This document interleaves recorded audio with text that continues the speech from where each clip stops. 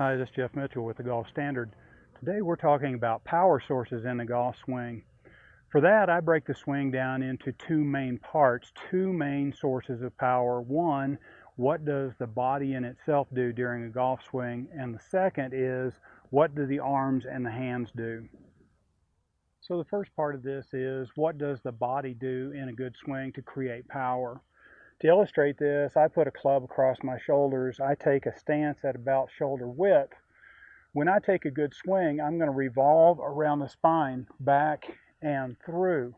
That gives me a modest amount of club head speed right here, say at the sternum, but it gives me a tremendous amount of speed out here at where the club head is, back and through. And the faster that I can turn that while maintaining control, the more power I'm going to create. The only problem with this is we have to do this at angle. And what that means is that as we set up, I have a alignment rod showing my target line, and I have a couple more kind of showing where I want to line up. To set up at angle, what I'm going to do is with the feet at shoulder width, I want to bend at the knee, I want to bend at the waist, and basically what I'm trying to do is to put the point of the hip over the back of the foot and the point of the shoulder over the front of the foot. So to demonstrate this power source and for you to figure out how you can take more and more advantage of it, I put an alignment rod out right in front of my chest right here. And as I set up at angle, as I go back, I would be able to tap that. And as I come through, I would be able to hit that. So what I'm going to try to do is to make an aggressive turn back and through. And with this club head, I'm going to pretend this is actually the ball. And I'm going to see if I can hit it really hard and still maintain my balance and control. With a little bit of practice, you might find out that you can knock this completely over and you can create a great deal of power and not lose your balance. So the second big power source is really just what do the arms and hands do? And they do three basic things. Number one, as you take the club back and as you bring the club through, I want your hands to stay in basically what I would call a shake hands position.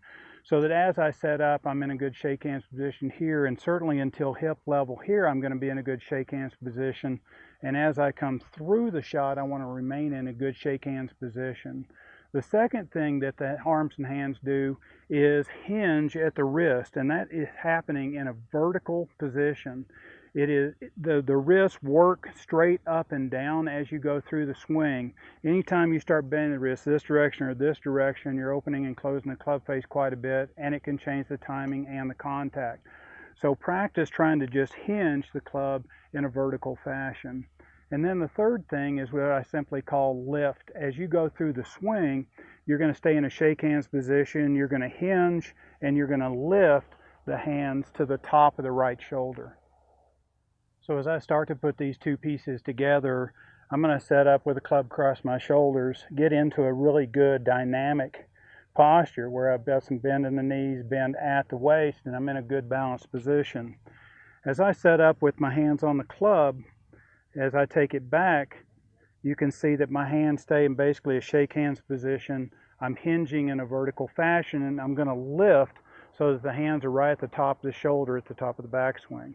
This is going to put me in a position to be really aggressive coming down so that I can release that club and rehinge at the top with the hands right over the top of the left. So really by being aggressive with the body around the spine, back and through, really creating a lot of turn there around a fixed point, maintaining my balance, I'm going to create a great deal of power. And as I add the hands and arms, as they stay in a shake hands, hinged up vertically, and come to the top of the shoulder here, what that's going to do is give me an opportunity to put those two pieces together.